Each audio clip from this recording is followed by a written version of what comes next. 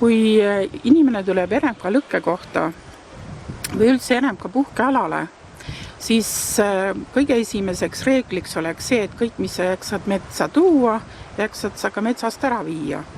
Et kui lõket teha kodus oma tarbeks, et siis tuleb kindlasti vaadata, et ta ei ole hoonetele liiga lähedale või näiteks lauavirnale või puuridale. Hoonetest ja põlevmaterjalist, siis lõke peaks olema 15 meetri kaugusel. Ja kui siis lõke teha, siis peab olema seal juures tulekustuti 6-kilone või siis 2 ämberit veega. Kui kodus teha, siis piisab ka aiavoolikust, kust vesi voolab.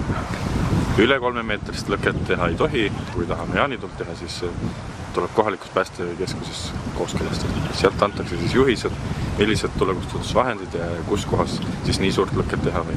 Kui meil nüüd juhtub õnnetus, et lõke läheb laiali või sädemed pilduvad kuskile põlevmaterjalisse, kulusse, et siis tuleb kasutada neid olemasolevaid vahendeid ja kindlasti helistada siis telefonil 112.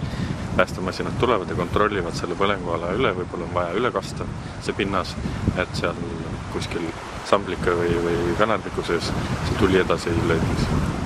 Kõige ennem, kui te üldse metsa tulete, soovitan ma käia RMK kodulehel.